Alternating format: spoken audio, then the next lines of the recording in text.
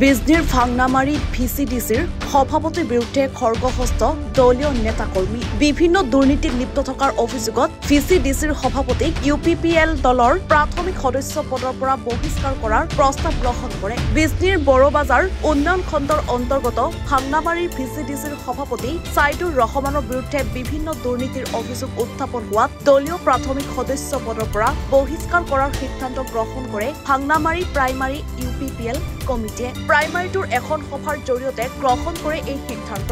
সভাপতি হৈয়ে সাইদুৰ ৰহমানে দলীয় নেতাকৰ্মীক অংগস্থ প্ৰদৰ্শন কৰি বিভিন্ন দুৰ্নীতিত লিপ্ত হোৱাৰ অভিযোগ উত্থাপন হয়। সাধাৰণ লোকসকলক কেঁচা খৰ, শৌচালয়, অৰুণোদয় আঁচনি, চিলাই মেচিন আদি দিয়াৰ নামত উৎকোচ লোৱাৰ অভিযোগ উত্থাপন হয় সাইদুৰ ৰহমানৰ বিৰুদ্ধে। দলীয় নেতাকৰ্মীৰ পৰা বিভিন্ন কামৰ নামত মোটা অংকৰ ধন লোৱাৰ অভিযোগ উত্থাপন হয়। ইউপিপিএলৰ ভাংনামাৰী প্ৰাইমাৰী কমিটিৰ উদ্যোগত অনুষ্ঠিত হোৱা দলীয় সভাত কেইবা শতাধিক ৰাইজৰ উপস্থিতিত সভাপতিৰ বিৰুদ্ধে উত্থাপন হোৱা অভিযোগৰ ভিত্তিত ইউপিপিএল দলৰ প্ৰাথমিক সদস্য পদৰ পৰা বহিষ্কাৰ কৰাৰ সিদ্ধান্ত লয়। সাইদুৰ ৰহমানৰ বাবে ইউপিপিএল দলৰ ভেটি দুৰ্বল হোৱা বুলি উল্লেখ কৰে। সেইবাবে সাইদুৰ ৰহমানক ভিচিডিচিৰ সভাপতিৰ পৰা অপসাৰণ কৰিবলৈ প্ৰমোদ বৰক দাবী জনায় দলীয় নেতাকৰ্মীয়ে। সাইদুৰ ৰহমানক অপসাৰিত নকৰিলে দলীয় কামৰ পৰা বিৰতি থাকিব বুলি উল্লেখ কৰে ইউপিপিএলৰ নেতাকৰ্মীসকলে। ভাংনামাৰী প্ৰাইমাৰী ভাইচ প্ৰেচিডেণ্ট হয়। আজি 4 বছৰৰ পৰা যিটো চেয়াৰমেন যিটো দুৰ্নীতি কৰি আছে, আমি চেণ্ট্ৰেল ব্লকলৈকে ইমান কমপ্লেইন দিয়ালৈকেও ইয়াৰ কোনো ৰিয়েকশ্যন লোৱা হোৱা নাই। আজিৰ দিনৰ পৰা এই যে ভাংনামাৰী ভিচিডিচিত যিমান দুৰ্নীতি কৰিছে, ঘৰৰ পইচা, অৰুণোদয়ৰ পইচা, লেট্ৰিনৰ পইচা, চৰকাৰে যিমান টকা ডেভেলপমেণ্ট আনিছে তাত 3 গুণ চেয়াৰমেন লুটিয়াই লৈছে পাব্লিকৰ পৰা। এটাকৈ ঘৰৰ পৰা 10,000 টকা লৈছে। PMI ঘৰৰ পৰা এটা 10,000 টকা লৈছে। আমি প্ৰাইমাৰী তাক কোনো ব্ৰেক দি ৰাখিব পৰা নাই কাৰণে মই ব্লকত কমপ্লেইন দিয়া হৈছিল, ব্লকৰ কোনো ৰিয়েকশ্যন লোৱা নাই। ডিষ্ট্ৰিক্টত দিয়া হৈছিল, তাতেও কমপ্লেইন হোৱা নাই, একো ৰিয়েকশ্যন লোৱা হোৱা নাই। মোৰ হিচাপত ইয়াৰ আইনী তদন্ত হিচাপত চেয়াৰমেনক পুৰা তদন্ত কৰি চেয়াৰমেনক আগতে বদলি কৰিব লাগিছিল, কিন্তু কৰা নাই। দলৰ কিবা হেমেহি আছে নেকি মই ভাবোঁ, ব্লকৰ ইয়াতে কিবা স্বাৰ্থ কিবা জড়িত আছে বুলি মই ভাবোঁ। কিন্তু আজিৰ দিনৰ পৰা যোৱা 2 মাহ আগতে চেয়াৰমেন চেঞ্জ কৰিব বুলি এটা কথা দিছিলে, কিন্তু তেতিয়াও চেঞ্জ নকৰাকৈকে এইবাৰ চেয়াৰমেনে আকৌ লুটন পাটন এটা বেছি আৰম্ভহে কৰিছে। 7টা 8টা 9টা মাৰ্চ ইলেকশ্যন আছে, এতিয়া আৰু ফোন দি ওলাইছে লেট্ৰিনৰ পইচা দিয়ক। চৰকাৰী হিচাপততো লেট্ৰিন কোনোবা অহা নাই বুলি মই ভাবোঁ। মোৰ জানামতে এতিয়া লেট্ৰিনৰ পইচা উঠাই আছে, চব লেট্ৰিন দিয়া হ'ব, কাৰোবাৰ পৰা 1500, কাৰোবাৰ পৰা 2000, এইটো পাব্লিকে ক'ব। আমি প্ৰাইমাৰী হিচাপত তাক কোনো ব্ৰেক দি ৰাখিব পৰা নাই। এইখিনি চেয়াৰমেন নাম সাইদুৰ ৰহমান, ভাংনামাৰী ভিচিডিচি।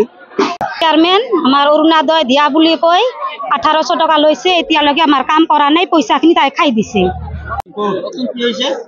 বানের মধ্যে ঘরের মধ্যে 1 কুমার পানি, তার মধ্যে চেয়ারম্যানে কইছে তোমার ঘর আছে, তোমার ঘরে টেহা দানাবো 10,000। আমি ঋণ করে টেহা দিছি, এই ঋণ করে মাথার মাটি কাইডে আমি ঋণ শোধ করছি। এটার বিচার আমাকে নাইবো। ঘর দিছে, আমি কাঁচা ঘরের জন্য কি জন্য আমার লাগে? আমার আইডি নম্বর আলাদা, আমার স্বামী আমাকে বেলেগ করে দিছে, আমার অগর বেলেগ করে দিছে, তাও আমাকে 10,000 টাকা নিছে, ঋণ করে আইনে দিছি আমি। নমস্কাৰ, মই 18 নং মানাস চেৰফাং ব্লক ইউথৰ ভাইচ প্ৰেচিডেণ্ট উপসভাপতি। তো আমাৰ ভাংনামাৰী ভিচিডিচি মানে যি কেলেংকাৰী চলি আছে, আজি এটা হুলস্থুল পৰিৱেশ ইয়াতে হয়তো আপোনালোকে ইয়াতে দেখিব পাইছে। তো মই এজন সক্ৰিয় কৰ্মী হিচাপে আজি এইখিনিয়ে আমাৰ দলীয় বিষয়ববীয়াক জনাম যে মই এজন সক্ৰিয় কৰ্মী। মোৰ পৰা ভাংনামাৰীৰ চেয়াৰমেনে এটা মানে ব্লেকমেইল কৰি SBMৰ নামত মোৰ পৰা 30,000 টকা লৈছে তেখেতে। তো মই এইখিনিয়ে ক'ম, মই যে এজন দলৰ সক্ৰিয় কৰ্মী, মোৰ পৰা 30,000 লৈছে, বাকী মানুহৰ পৰাতো আৰু ক'বই নালাগে। তো মোৰ কথা ইমান দীঘলীয়া কৰি নকওঁ, এইখিনিয়ে মোৰ স্পষ্ট কথা। ইয়াৰ ওপৰত ডাইৰেক্ট একশ্যন হ'ব লাগে, নহ'লে মই মানাস ব্লক ইউথৰ উপসভাপতি হিচাপে আজিৰ দিনত এইটোৱে জনাম যে মই ডাইৰেক্ট ইয়াতে চাইলেণ্ট থাকিম দলৰ ভালৰ কাৰণে। কাৰণ দলৰ কাম কৰিবলৈ গৈ আমি যিমান মানে বিসংগতি পাব লগা হৈছে, তো তাৰ কাৰণে আমি কোনো ধৰণৰ কাম নকৰিম। এতিয়া আমি দলৰ লগত আছোঁ, কিন্তু কোনো ধৰণৰ দলৰ কাম কৰিব নোৱাৰিম বুলি আজিৰ মন্তব্যত ৰাখিছোঁ। ব্যুৰো ৰিপোৰ্ট এনিভাৰো 24। অভিনয় কৰাৰ হেঁপাহ আপুনিও পুহি ৰাখিছে নেকি? আপোনাৰ অভিনয় কৰাৰ অভিজ্ঞতা নাই, কোনো কথা নাই। আপোনাৰ বাবে আহিছে সোণালী সুযোগ। 29 ছেপ্টেম্বৰত দিনৰ 9 বজাৰ পৰা নিশা 8 বজালৈ বলিউড তথা হলিউডৰ চিনেমাৰ বাবে অডিশ্যন হ'বলৈ গৈ আছে গুৱাহাটীৰ কাহিলীপাৰাস্থিত জ্যোতি চিত্ৰবনত। 5 বছৰ বয়সৰ পৰা 17 বছৰ ব্যক্তিয়ে কৰিব পাৰিব অংশগ্ৰহণ।